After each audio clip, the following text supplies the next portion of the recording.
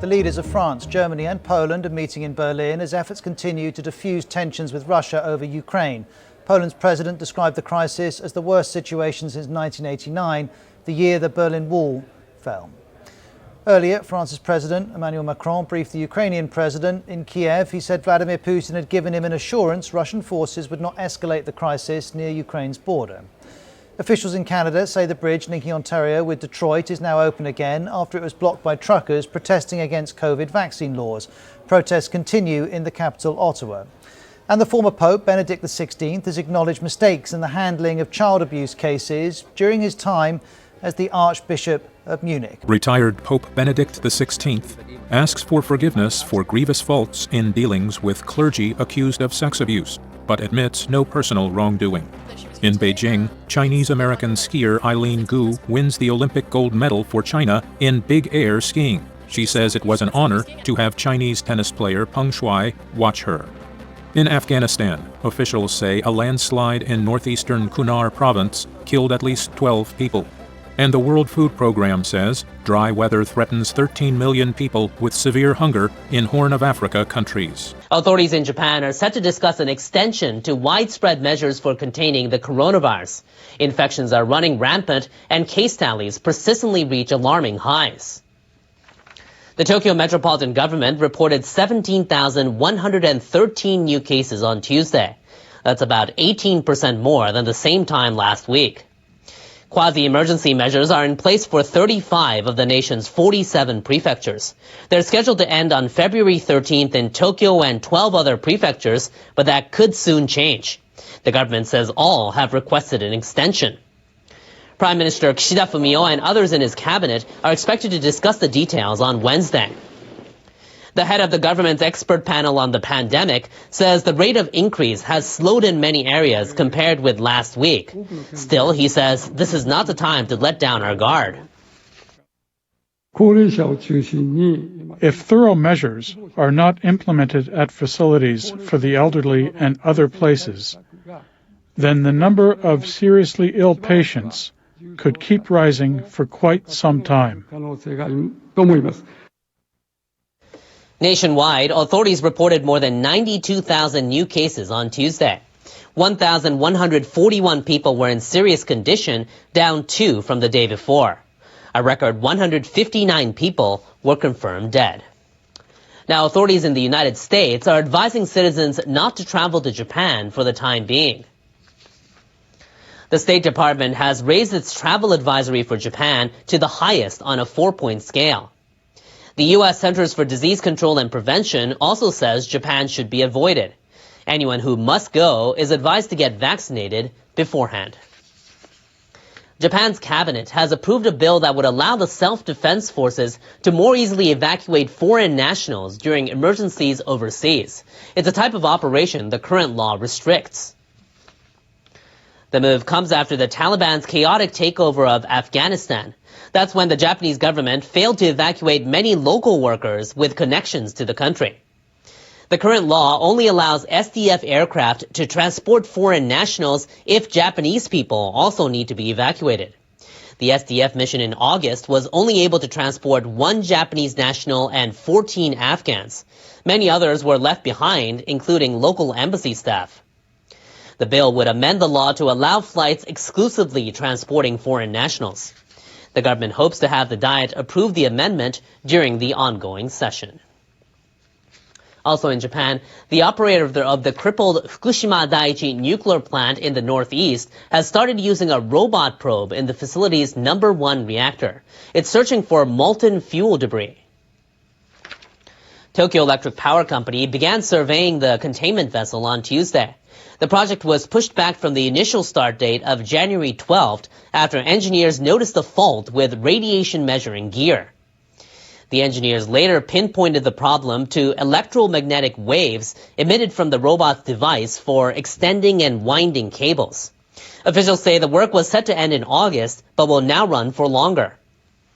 The Fukushima Daiichi plant suffered a triple meltdown in the March 2011 earthquake and tsunami. Previous surveys confirmed the presence of deposits believed to be fuel debris in the number 2 and number 3 reactors, but not in the number 1 reactor.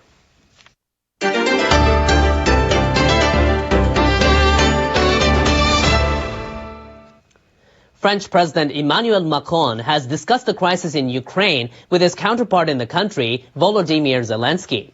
Macron is calling for a calm diplomatic solution amid soaring tensions between Russia and the West. Britain and Germany are preparing to send additional troops to Eastern Europe as tensions in Ukraine remain high over Russia's military buildup along its border. Dialogue is also continuing between the leaders of Russia and Western nations.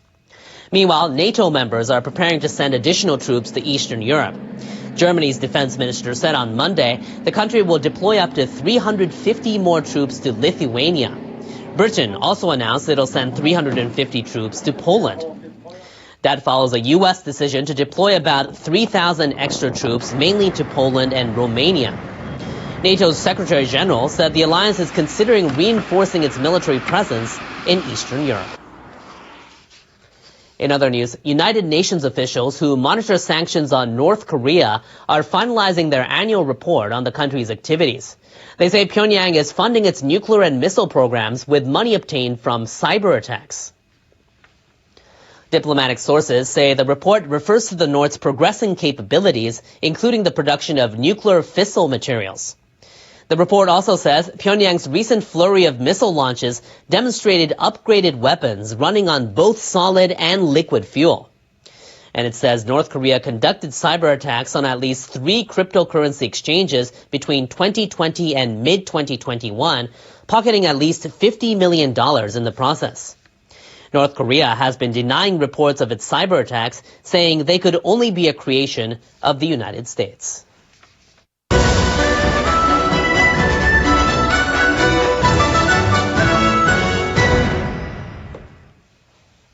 Switching gears now for the latest from the Beijing Olympics, where Esther Ledecka of the Czech Republic has defended her title in the women's parallel giant slalom snowboarding event. Ledecka beat Austria's Daniela Ulbing in Tuesday's final. 4 years ago, Ledecka became the first woman to win gold in 2 different sports in the same Winter Games. The multi-sport athlete won gold in both the snowboarding parallel giant slalom and alpine skiing Super G at the 2018 Pyeongchang Games. Next, she'll try to defend her title in the alpine skiing Super G event on Friday. Now, Sochi Olympic snowboarding gold medalist Patricia Kummer of Switzerland was eliminated in the round of 16. Prior to the competition, she had to be quarantined for 21 days as she was not vaccinated. Kummer said she preferred going through the quarantine rather than getting the vaccine. In men's alpine skiing, Matthias Meyer of Austria finished on top in the Super G race. He became the first male alpine skier to win 3 consecutive gold medals in successive games. Next, the women's ice hockey tournament continued on Tuesday with a number of games on the slate. But there was a bizarre scene at a match on Monday between Canada and the Russian Olympic Committee. Both teams played wearing respirator masks. The Canadians initially refused to take the ice while they waited for the results of their opponents' COVID-19 tests. But about an hour later, both teams started the game wearing the masks. The ROC team was eventually told they had all tested negative, so they removed them for the third period. But Canada kept their masks on for the rest of the game. They still took the win, 6-1. Then on Tuesday, Canada faced their arch rival, the United States, beating them 4-2. The Canadians are trying to avenge a gold medal loss to the U.S. in 2018. Canada had won the gold at the previous 4 Olympics. Moving now to figure skating, where U.S. superstar Nathan Chen eased to a world record score in the men's short program. Chen's performance of 113.97 saw him nail all his jumps and makes him a strong favorite to take gold. Rising Japanese star Kagiyama Yuma currently stands second after a personal best score. And 2018 silver medalist Uno Shoma, also of Japan, is in third. Chen's great Japanese rival, Hanyu Yuzuru, stands 8th after a mistake on a quad salto at the start of his program. He came into the singles aiming for a 3rd consecutive gold. The top skaters now progress to the free program set for Thursday. American star Vincent Zhou was forced to withdraw after a positive COVID-19 test. He had been among the medal favorites after beating Chen in a Grand Prix event last October. And one of China's top medal favorites is celebrating a historic win in freestyle skiing. American-born Eileen Gu landed a complicated jump to win gold in the women's big air final. Gu jumped into the top spot with her third run, attempting what's called a double cork 1620. That's an extremely difficult trick with 4.5 rotations. Gu is only the second woman to ever land the jump in a competition. She said she'd never even attempted it before. She becomes China's youngest gold medalist at a Winter Games. The 18-year-old's Chinese name is Gu Ailin. She's been dubbed the Snow Princess and is considered the poster child for Chinese athletes at these Beijing Olympics.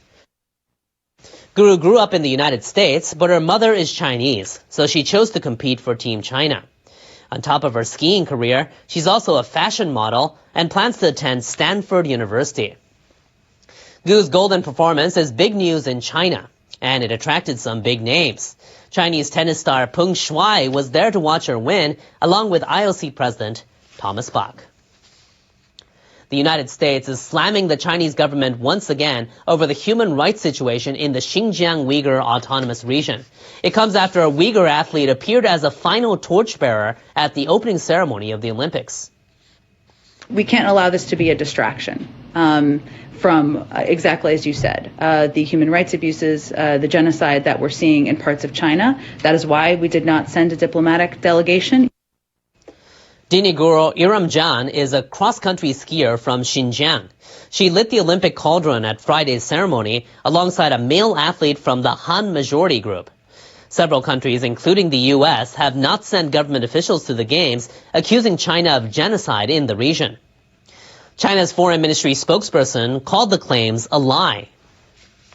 The political hype, along with malicious smears and slanders related to the Winter Olympics, will find no support and will not succeed. Zhao said the criticism would be condemned and opposed by the international community. Shifting to the weather, people in parts of Europe are experiencing powerful gusts with stormy conditions on Tuesday. Our meteorologist John Thano has the outlook for there and elsewhere in our World Weather Report. Hello, some strong winds impacting the northern areas of Europe and back toward the north and west into Iceland. Seeing wind reports exceeding 200 kilometers per hour is just crazy with that low that's spinning in the area. Another low down toward the Balkan Peninsula, bringing up some stormier conditions, but it's going to be moving eastward toward places like Turkey as we head into the middle of this week. But I want you to look at this model forecast. Notice the low pressure system with these tight isobar gradients showing the intensity of the low to the north with the high down toward the south. This is the forecast for the next 24 hours. These wind streaks showing some intense winds moving over toward the Scandinavian Peninsula, even portions of the United Kingdom, seeing those strong, intense winds, especially in the coastal areas as we head throughout the next day or so. 12 in London, looking at some rain to Istanbul, Kyiv, looking at some snow as we go through today on Wednesday.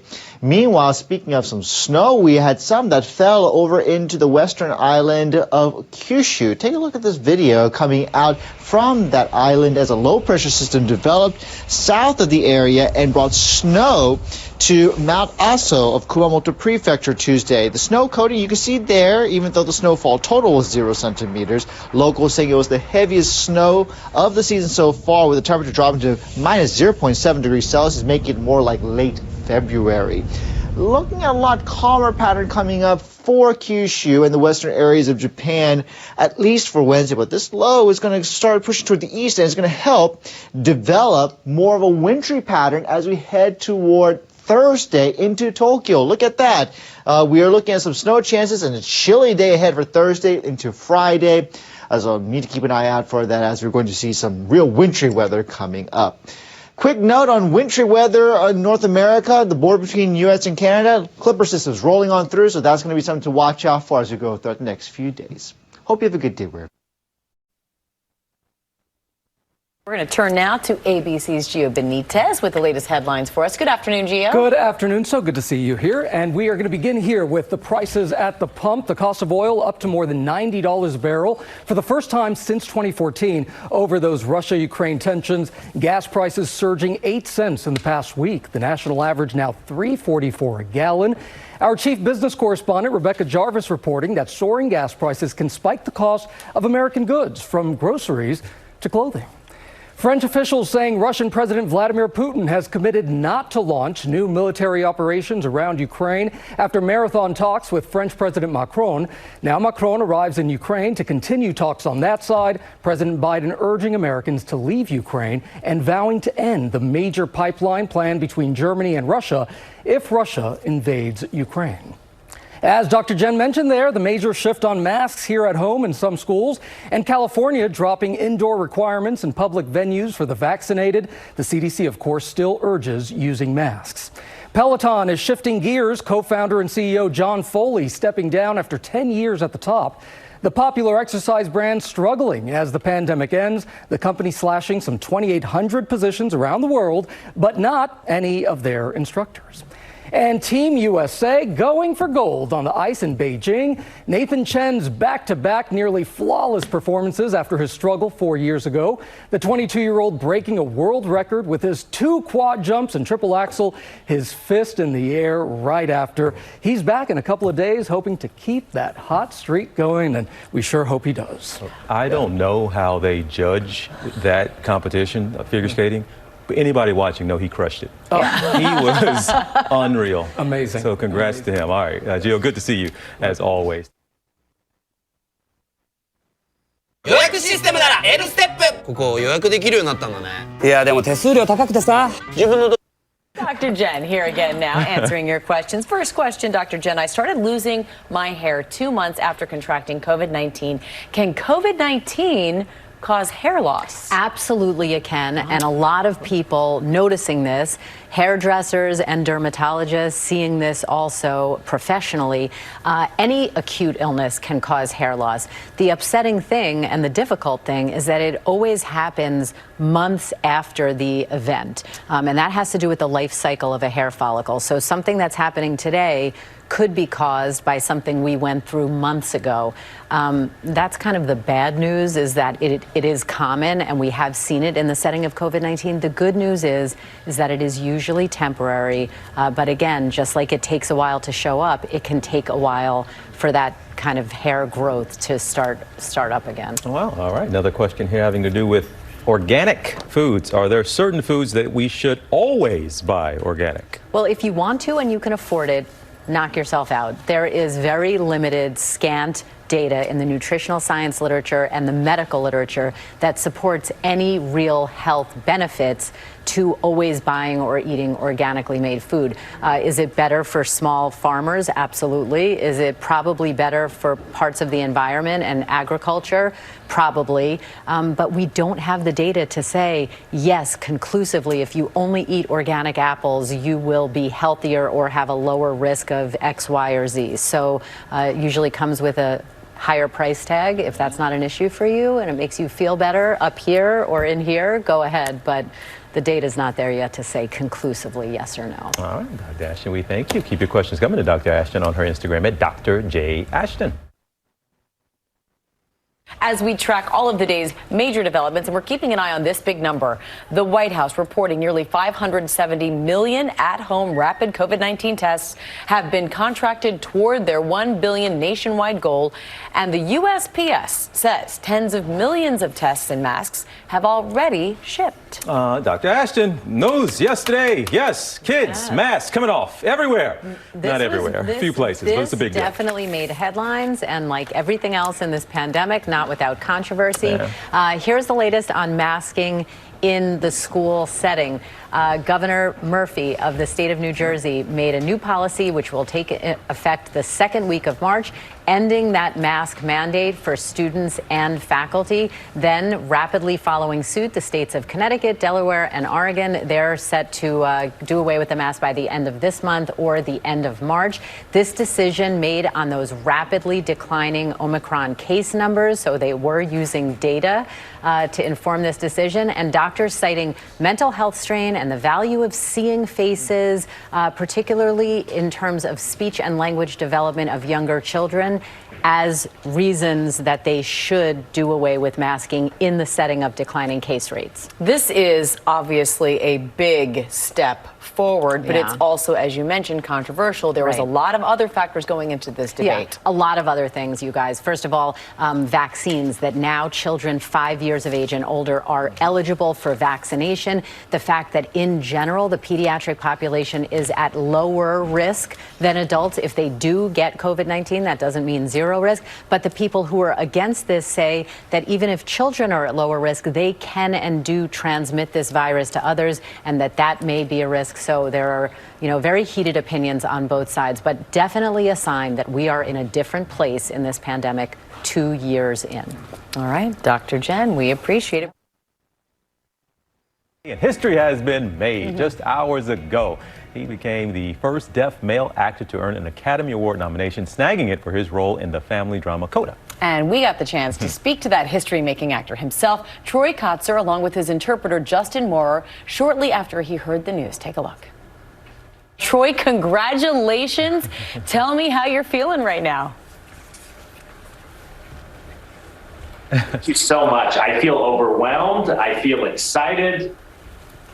I feel like after so many years of struggle, I feel like one hair out of my beard has been the opportunity for deaf actors, and I feel like here I have that opportunity finally. Well, that's a cool way to put it. But we're always curious, how did you find out? How did you officially get word that, yes, in fact, it's real, you were nominated?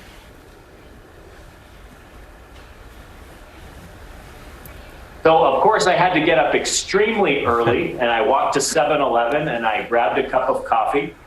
And I was on FaceTime with my wife. We were both watching TV simultaneously. I was with my manager. And when it happened, we both reacted simultaneously. And I feel like I've been on such a long journey.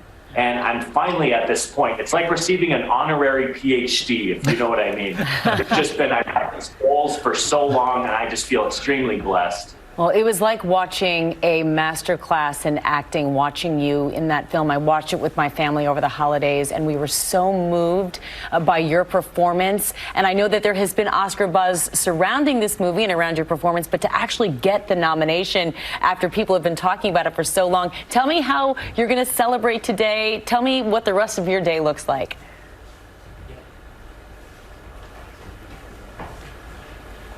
Planning on celebrating with my friends, and I would love to actually visit my parents at the cemetery to let them know and celebrate with them too. That was really sweet. I mean, what a special day. Yeah, everybody wants to win, but today is special no matter what. So our thanks to Troy and his interpreter, Justin, for spending some time with us. And remember, you can catch the 94th Annual Academy Awards Sunday, March 27th, right here on ABC. It's a big day in Hollywood with the 94th Academy Award nominees announced just this morning, including some first-time nominees. Yes, the big Oscar ceremony is coming up next month. But earlier, we had a chance to chat with one of the new Oscar nominees, Kirsten Dunst. She was nominated for Best Actress in a Supporting Role for The Power of the Dog. Take a look. Kirsten, congratulations. We are so excited. I want to know how you're feeling right now.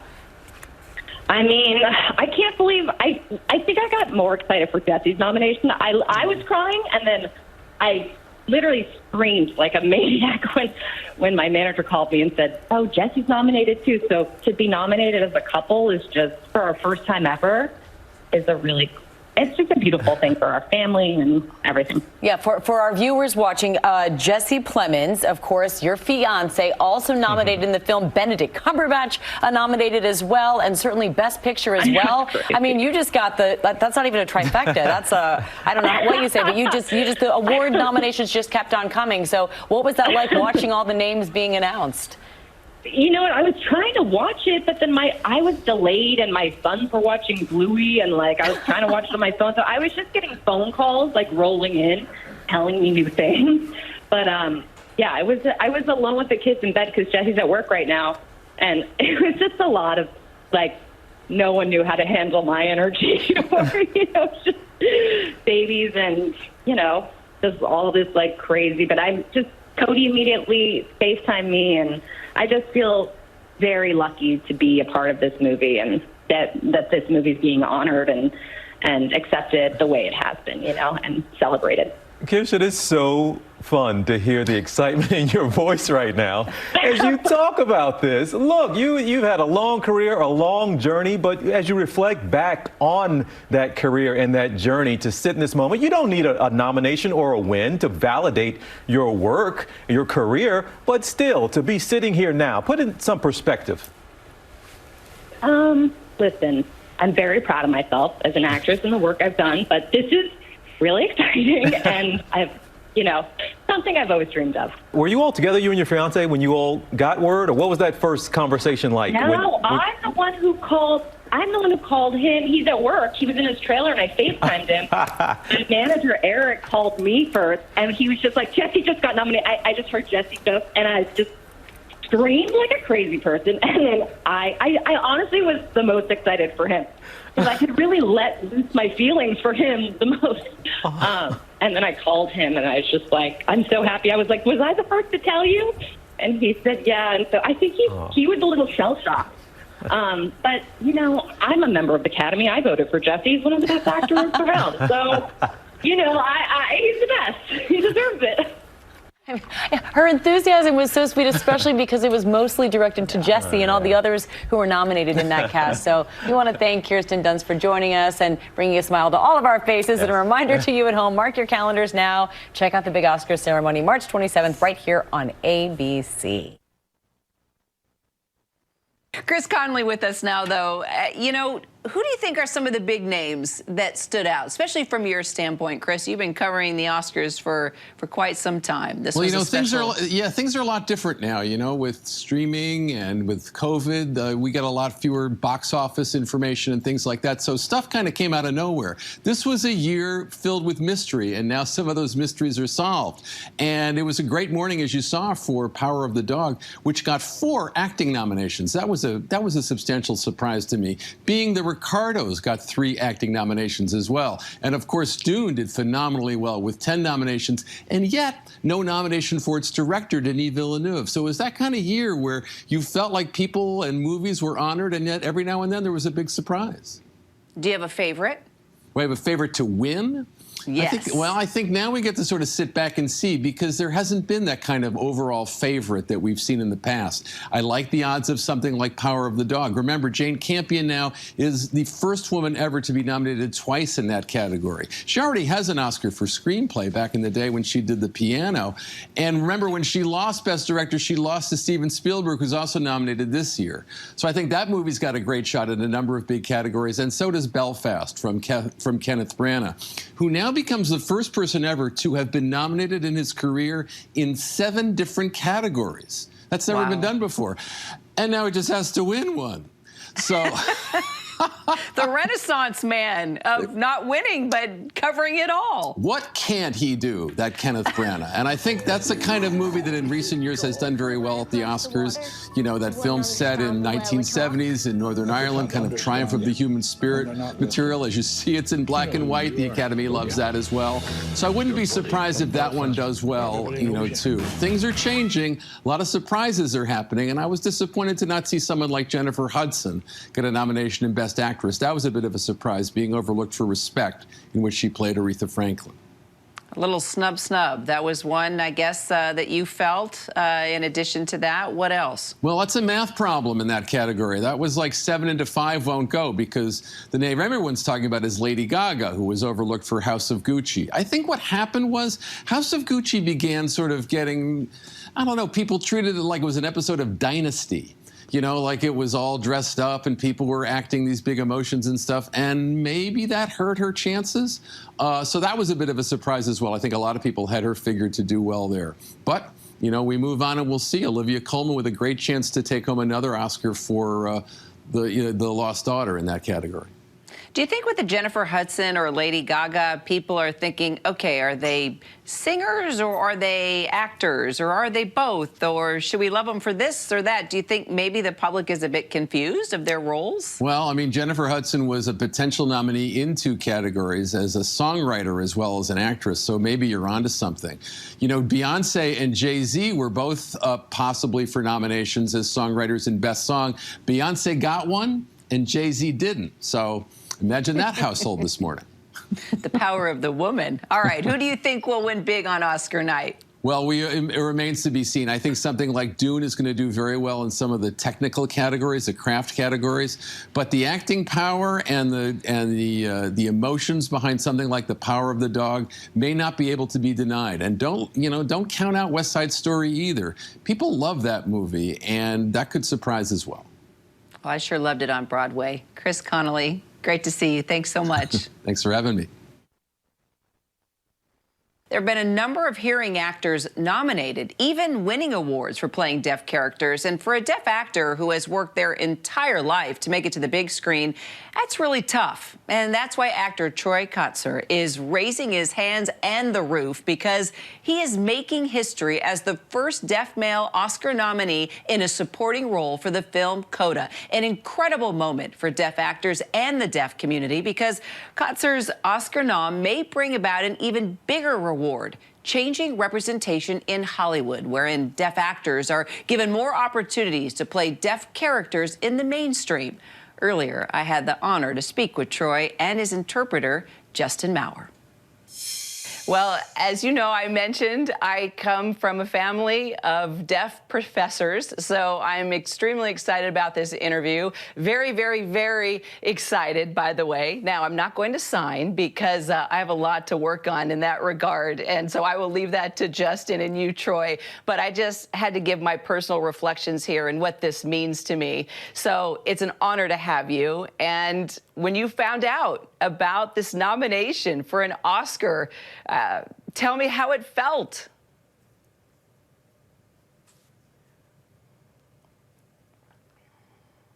I feel extremely blessed. I've been on such a long journey. And it was my goal to pursue acting. And I feel like I've received an honorary PhD, if you know what I mean. It's really not been easy to get to this point, but I feel extremely honored. And just, it's been awesome. You know, I haven't even touched my coffee yet, and it's cold right now. You don't need the coffee. You've got adrenaline flowing right now. And speaking of adrenaline, Obviously. Coda. Yes, exactly.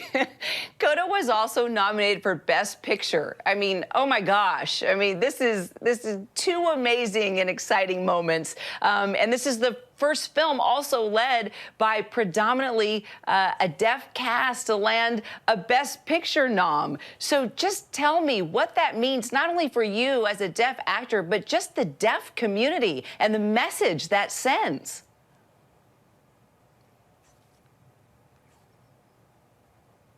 Personally, I feel thrilled. And the deaf community all over is also thrilled to see American Sign Language being captured on the big screen for the first time in so long. And it's really important to show hearing people what it's like as a fly on the wall and immerse themselves in deaf culture. And really, we had the right team, the right story, the right cast and crew, and it just hit at the right moment. We're so blessed. And this is really unforgettable. This is unforgettable. You know, one thing that drove me crazy growing up is when people would refer to the deaf as disabled. And my whole life, I had to explain, no. This is not a disability. This is a culture. This is a language. So you are sending so many messages out here to the general public. Take a moment just to explain. A deaf person is not disabled. This is a beautiful community and culture that people need to understand. And you are helping doing that, Troy, with this. Such a blessing that Hollywood will begin to recognize deaf talent and increase their deaf awareness. And I hope that it changes their perspective. Rather than thinking of deaf people as victims or folks to have sympathy about, it is a culture, it is a language. We have our own language and we have our own culture. And so now with this film Coda, I hope that folks out there are increasing their awareness. For example, if you're sick or maybe you don't want to sneeze through a window, you can do sign language. If you're underwater, you can sign to each other. If it's a noisy room, you can sign across the room to each other. It's really great to sign, whether it's deaf or hearing people, and it's becoming more and more popular as a language. Oh, yes. And as a kid, I would teach my friends so we could tell secrets in class, but I digress. You know, Marlee Matlin is in this. During testing, Yes. even maybe during the test. Be careful. Yes, exactly. Yeah, I hate to say I kind of tried that once, but okay. Marlee Matlin, she's also in this film. She broke so many barriers, you know, for deaf actors. I also remember years back, she was criticized for not signing, and that created a whole nother conversation. Well, we have come so far now. So tell me how Marlee has encouraged you, inspired you, and been a role model for you. Absolutely. I always followed Marlee's career and her journey. And at Deaf West Theater, where I was performing for many years, she would come and see my performances. And so after the shows, we began to get to know each other. And we both really cherish our craft and our art. And we always said we hoped to work together one day. And Marlee told me, hey, Troy, you're on my bucket list. And so it's such a blessing. We got to have so much fun working together on Coda. All right, so what's next? I know things don't stop here. First of all, you've got to come away with the win. I mean, that's just a no-brainer. I'm just going to put good vibes out there. But what's next after you take away the gold? I have several projects I'm working on, but one project I'm extremely excited about is called Flash Before the Bang. And so I will play a head coach on a team of 8 deaf runners at the Oregon School for the Deaf. And it's inspired by a true story. They win the championship in Oregon in the 80s, and as an underdog team competing against all hearing schools. And so deaf and hearing people will work together as a collaboration, and I'm really looking forward to it.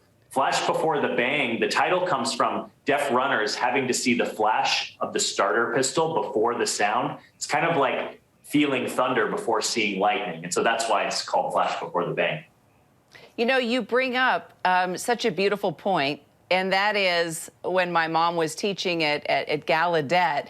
Correct me if I'm wrong. Wasn't it the football team there that created the huddle back in the day because they would all come together and they would need to sign to each other, right? Am I getting my history right? Yes, okay. Yes, that's completely right. So the opposing team, the brother knew sign language. And so they decided to get in a circle so that the opposing team couldn't see their sign language. And it actually became a tradition in football, and most people don't know that history. It's the same thing in baseball. So Dummy Hoy was a deaf pro baseball player, and he developed strike one, ball two, safe, out, and all of those gestures back then. And then they became incorporated into pro baseball. So a lot of people don't know that either. Well, people are going to know this now, and it's just beautiful to watch you flourish. And I'm so grateful for this interview. Troy, thank you so much. Justin, appreciate you so much. And big love to you and the entire deaf community and the message that you are sending out on so many different platforms. Best of luck. Thank you so much, Kira. Love you. Police in New Jersey want to catch the nurse who they say tried to kill a co-worker. Police are trying to hunt down 31-year-old Nicholas Pagano. They say that he is armed and dangerous. Police say he beat and burned a 54-year-old co-worker in a break room. It happened at Hackensack University Medical Center yesterday morning, leaving the victim with third-degree burns. Pagano is believed to be driving a white Jeep Grand Cherokee with New Jersey license plate S57NJH. We're going to get the latest now on the showdown with Russia over Ukraine. President Biden advised Americans to leave Ukraine and issued a new warning to Vladimir Putin, who engaged in diplomatic talks with the French president. Terry Moran is on the scene in Ukraine. Good morning, Terry. Good morning, George. For days, world leaders from Washington to Moscow to here in Kiev have been scrambling frantically to find some diplomatic solution to this crisis. And this morning, it looks like they may be making some progress. This morning, a glimmer of hope for de-escalation on the Ukrainian border from those marathon talks between Vladimir Putin and French President Emmanuel Macron. French officials saying Putin has made a commitment not to launch new military operations around Ukraine and to withdraw Russian forces from neighboring Belarus after military exercises there. And now Macron arrives here in Kyiv trying to get Ukrainians on board. This morning, the Kremlin denying there is a deal, but confirming Russian troops will leave Belarus after those drills end. But Russian forces are still massed on the border, and tensions here remain high. President Biden is urging citizens in Ukraine who are not part of the diplomatic corps to leave. I think it'd be wise to leave the country. David Plaster has been in Ukraine for 10 years, a former Army medic who runs an NGO here. He's been to the front lines to help Ukrainians, and he's not leaving. I just really fell in love with the people. They're wonderful. President Biden, in a joint press availability with the German chancellor, warned Russia that if they invade Ukraine, there will be major economic repercussions, including halting a critical pipeline that will bring gas from Russia to Germany. There will be no longer a Nord Stream 2. We will bring an end to it. I promise you we'll be able to do it. Shutting down that pipeline could be a massive blow to Russia's economy and Germany's. German Chancellor Scholz did not confirm his country would back that. And now Russia releasing more videos showcasing their military prowess with anti-missile systems in western Russia and fighter jets conducting drills over Belarus just north of Ukraine. The State Department estimates there are 10 to 15,000 Americans living here in Ukraine. Many, like David Plaster, will want to stay. But after Afghanistan, it's clear the last thing the Biden administration wants is another chaotic withdrawal of thousands of Americans from a country at war. To gas prices surging across the country at their highest level since 2014, partly due to those tensions over Ukraine. Our chief business correspondent, Rebecca Jarvis, is tracking that for us this morning. Good morning, Rebecca. Good morning to you, Michael. And this is where Americans are feeling the most immediate impact of those tensions between Russia and Ukraine. Russia still supplies some of the oil to the United States, and prices for oil now are above $90 a barrel for the first time since 2014. And you're seeing it at the pump. Prices up overnight, another penny, $3.45 a gallon. The national average in the last week. Prices are up 8 cents a gallon across the country, and there are places hit even harder than that are seeing even bigger price increases. States like Ohio, West Virginia, Michigan, and Indiana, according to Gas Buddy, seeing even bigger increases. Nowhere in the country at this point is paying less than $3 a gallon for gas on average, according to Gas Buddy's Patrick DeHaan. And he forecasts, Michael, that in the coming days and weeks, we will continue to see this price pressure rise, and that we could see $4 a gallon gas as these tensions escalate, Michael. And Rebecca, what are the ripple effects?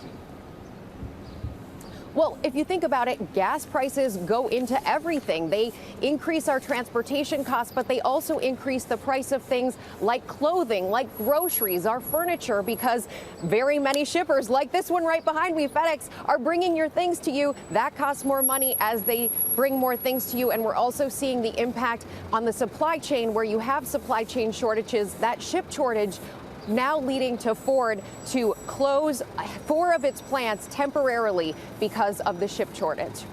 Michael? All right, Rebecca, thank you so much. The protests now over COVID restrictions in Canada. A state of emergency has been declared in Ottawa, and now protesters are blocking traffic, shutting down the nation's busiest international border crossing. Trevor Alt is on the scene in Ottawa. Good morning, Trevor. Good morning, George. A lot of these demonstrators have been here for nearly 2 weeks now. There are hundreds of these semis that are just parked in the middle of the street in Ottawa, Canada's capital. We're right outside Parliament. And while this started as just a demonstration protesting truck drivers needing to be vaccinated across the border, this has evolved into something much larger. They want all of Canada's COVID restrictions and mandates to go away. And this morning, it's now impacting the border with the U.S. The Ambassador Bridge between Detroit and Windsor completely shut down for a time because of demonstrations. That's the busiest land crossing in North America. Losing that would be a major impact for travel and for trade as well. And this morning here in Ottawa, it has gotten a little bit quieter. It's been so noisy here for the past 2 weeks because of an injunction now. Anyone who honks their horn could potentially be arrested. So instead, as we get further into the day, what you're going to get instead is a lot of revving engines and music blaring and people giving speeches who insist that they will not be leaving until all of the restrictions and mandates go away for good. Robin? All right, Trevor, thank you. Going to turn now to some breaking news overnight after a deadly shooting inside a Washington state grocery store and an urgent manhunt. The suspect has now been taken into custody. Our chief national correspondent, Matt Gutman, has the latest on that for us. Good morning, Matt. Good morning, Robin. That's right. Authorities taking that man into custody just a few hours ago, not far from Spokane, Washington, about 130 miles away from the site of that shooting. Now, Aaron Kelly, 39 years old, did not appear to be on police radar.